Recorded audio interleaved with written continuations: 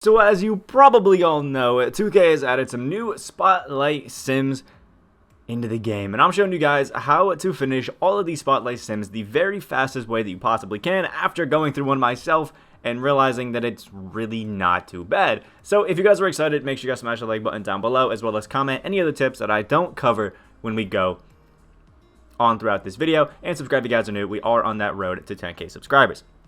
So the whole idea with Spotlight Sims obviously is that we have a long bit of games that we have to go through and do all this sort of stuff for, which you guys know if you've played these other Spotlight Sims that we got, the All-Star ones. But these were full 5-minute quarter games every single time with some slight stipulations here and there to make it a little bit more difficult on you. But this set of Spotlight Sims is actually super easy, and it's called the name for a reason. They are triple threat Spotlight Sims, and they actually aren't too bad literally at all. So you can see we have 5 games. We have the very first one, the second, the third, the fourth, the fifth, and they have some different difficulties. If we look down at the bottom, the first game is going to be on Pro, the second game you're on All-Star, third game you are on Superstar, fourth game you are on Hall of Fame, and the fifth game you are on Hall of Fame again. And here's generally how 2K is going to set these up after going through one and starting off a second one. I can kind of see how it's going. The first game, you have just win the game. 21 points, it's on Pro, it's easy, you don't even have to think and you will win this game. I don't think any of you guys really are going to have a problem with it. Most of you guys can win a Pro difficulty 21-point triple threat game. So it's not too bad. For the second game, you have another one, but this one has a stipulation of win by 5 points. Again, I don't think it's too bad. I think most of you guys can win by 5 points on All-Star difficulty, but if you can't, there'll be a section later where I'm covering things that you can do in-game to win by a few more points and that sort of stuff, but just giving you guys the general layout of how they're going to be working. Game 3 is where it gets a little bit more difficult. This is when they tell you to use 3 players from the team that you're going to be using and win by 7 points. So here's my number one tip for any of these games that you're going to be competing. Make sure you have 3 very high quality cards from every single team. If you watched my how to prepare for the Spotlight Sims video, that's literally a tip that I gave you, is make sure you have 2 to 3 really good cards from the team. And here's exactly why. I knew something you would have needed cards for the team, and boom, it's coming to fruition now. So for this Hornets one, the team that I ended up using was a really bad team. And you can do that by hitting this little, if you look down in the left corner, the search collections, it's options on PlayStation, and you can hit that, and you can search by team and go to Hornets. The team that I used was Amethyst Baron Davis, the Ruby David Wesley, and the Amethyst PJ Brown, and I was able to win by 7 points. It was a really tough time, but when I show you guys how I score and I was able to play a little bit of defense, we can get into that a little bit later. But that's the general idea for game 3. All of them will be like that. You have to win use 3 of the team and win by 7 or more points, and I've confirmed this by a few other subscribers that have gone through some of these games. And then for game 4, you're going to have to win again, but this time there is going to be a stipulation for it. For this one, it's 3 steals on Hall of Fame difficulty, and the team that I had to go against was Pink Diamond Boris Diaw, Pink Diamond Gerald Wallace, and I think a Galaxy Opal that I cannot possibly remember. So apologies for that. But you had to score 3 team steals. So I'll show you guys how I got 3 steals. I have some video of what I was doing with the steals, and I'll commentate over that as we watch it later on in the video. And then the final game is all the way up to 21 points, and this one is just make sure you do not turn the ball over 2 times, and that's it. Pretty simple, pretty easy. If you just take your time, take the right shots, and just don't really pass it, you'll be fine. So my tip for this game is just make sure you have a solid lineup that you like. For this one, I guess I could just play it again as Steven Jackson, Mel Daniels, and Tony Kukoc. But for this example, I'm just going to give it to Tony Kukoc every single time and just score with Kukoc every single time and shoot every time with Kukoc just to make sure that I'm not messing up anything and I'm not, if I'm not passing the ball, I can't really turn it over as long as I don't curry slide in anybody. So that'll be good. So now we're going to get into what you actually want to do into the games, and I'll show you guys with the next one that I'm starting, which is Corey Maggette. This one is win and score at least 4 fast break points as a team, and this is one of the easier ones for a lot of you guys. So I don't really think I have to help you with this, score 4 fast break points, but I will show you guys some other methods that I've done for some other things once we load into it. So let's get into that right now. Alright, so once we're into the game, I paused it immediately. You'll notice that you can't actually go in and call any settings for anything. So that's what makes it a little bit difficult. So my tip would be go into off ball, and if you hit R1 or the right trigger, you can actually hit it and pull up this menu. Then we'll hit X for Steven Jackson, and we will change it to tight off ball pressure by hitting R2. We'll hit it twice, and we'll do on ball pressure to tight as well. And over the course of the game on defense, you can do that multiple times to play better defense. So on offense, we're actually going to take Steven Jackson. I'm just going to call it pick and pop with Tony Kukoc, walk right around and just chuck up as many threes as I can. I know right there I got contested, but for the most part, they will lose you, and you'll see that later in the game. And then we're just going to keep off-balling with Tony Kukoc, helping out on people as needed. And you see, boom, we baited a three right there to Chris Kaman, and we had to get fast break points. So we'll throw that over to Mel Daniels, and boom, chuck out a fast break three. Nice and easy. And then lastly, we'll go over here, on ball, pressure, tight for Tony Kukoc, and tight, on ball, tight for Tony Kukoc, and then boom, we let it pass right there, but it's okay. Not too big of a deal. So now once you do that, the reason you're doing that is because it's basically the only way you can set defensive settings in here. So if you're on those later Hall of Fame games, or you're on, you have to use 3 Hornets players and win, that's probably your best bet of actually smacking them out. Boom, whites are blessing me. But for the defense, if you have a opportunity like myself where Chris Kaman, you have a center that can't shoot, we can take Tony Kukoc and basically like double team and try to bait these out. And I'm not too confident in Chris Kaman's shooting ability. As you can see, that's exactly why. And it helps us out a bunch. And fast break three for Kukoc right there, also falling.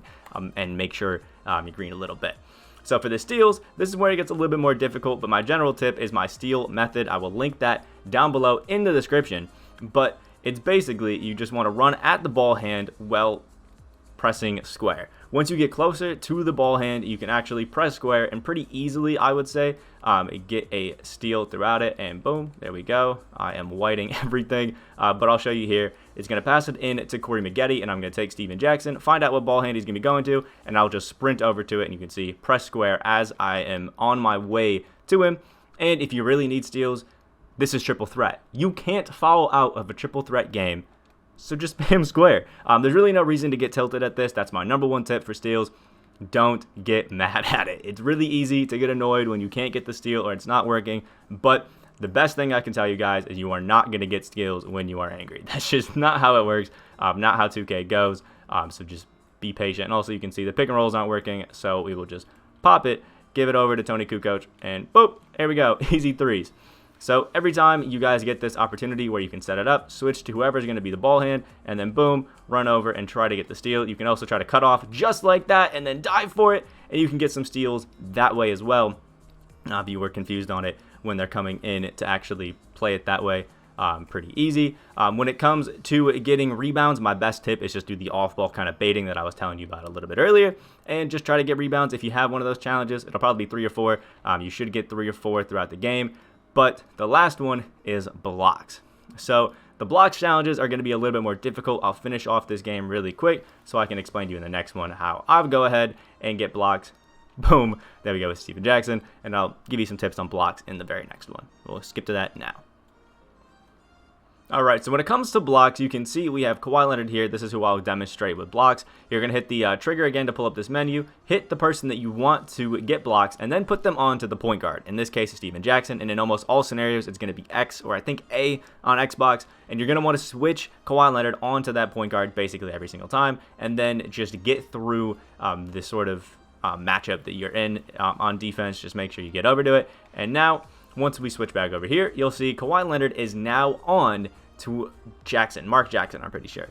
So what we're going to do is see which way he's going to be going to, and we're kind of going to let him run by us just a little bit. And, okay, Brent Barry's helping us. I'll get a better example of it in a second here. We'll just chuck up this 3.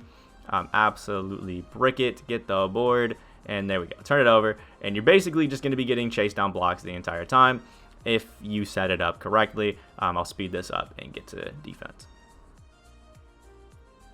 Alright, here we go. So now Mark Jackson will not be getting the ball. They're going to homie and give it to Ron Harper. Next time Jackson gets the ball, I got you guys. Alright, here we go. Now Mark Jackson's actually getting the ball, and he wants to go right, so we'll let him lead right a little bit. Play it like that, and then boom, we get it right there with Kawhi Leonard. If you, I'll slow it down a little bit so you guys can understand it. What you're going to want to do is basically just wait and see which side they are going to be picking, and then once they start to do it, let them make their move a little bit. Let them kind of get a step ahead of you, and as long as you have a faster player, you can follow them behind and then boom, block it. Now, I have Kawhi for this example just because I need 3 Clippers players, but in yours, you could pick a really fast center, like a Bol, a Kareem Abdul-Jabbar, something like that, and then you'll be blocking or doing these chase down blocks versus, you know, for example, on Mark Jackson, a 6-foot PG with a like 7'2" Bol center, which will be a lot easier for you, I can promise, to get blocks than it was with Kawhi. But I mean, in general, you should be able to a lot easier block a lot of these guards than the centers. Other things that you can do, for example, on defense, is try to like let them get into the paint, you know, off ball and things like that. You can wait and actually play on ball like I just did right there, and then block the PGs, anything like that. But I suggest just letting them go through and doing that sort of thing is generally the best. For fast break points, you guys saw it in the last one. It's pretty easy. It's simple. Assists, I think most of you guys can do it. Run a pick and pop or something like that. On offense, you can also run. If you look right here, I'll give it to Brent Barry, and I can actually hit left on the D-pad and hit pass and screen away. If you need assists, just pick somebody to pass it to, and then Brent Barry will come over here, set a screen, and then I can just throw it over to Kawhi and pretty easily get an assist like that too if you're struggling with those for whatever reason. If it's dunks, I'll show you guys in the next game, or actually in the very next possession, so I'll speed it up again, and I can show you guys some of those. Alright, there we go. Good board by Pat Bev, but for dunks, basically all I do is wait to kind of find something, and then I'll just cross over it like that, and boom, get a speed boost, and right easy dunk. Or if you're right in the beginning of the game, or beginning of the possession, you can actually catch the ball and just run straight line to the basket. I'll let Mark Jackson hit this one because I'm up by a lot more than 7. But in the very beginning, you can get it to your guy that needs dunks, wait till you get about the half court, and then hit R2 to get your speed boost on, so you get right by him, and then boom, easy dunks for those. Most of these shouldn't be too hard. They shouldn't be bad challenges. Look at Kawhi with the Selly. It should be pretty easy, these triple threat games. But the most challenge I see you guys with is blocks and steals. So make sure you watch those over a few times, get real good with them, and then you'll have a great time. Like the video you guys did enjoy or found it informative at all, comment down below if there's any tips that you guys personally have been using to get through these challenges. And subscribe if you guys are new. We are on that road to 10K subscribers. Hope you guys have a great rest of your day, and I will see y'all in the next video.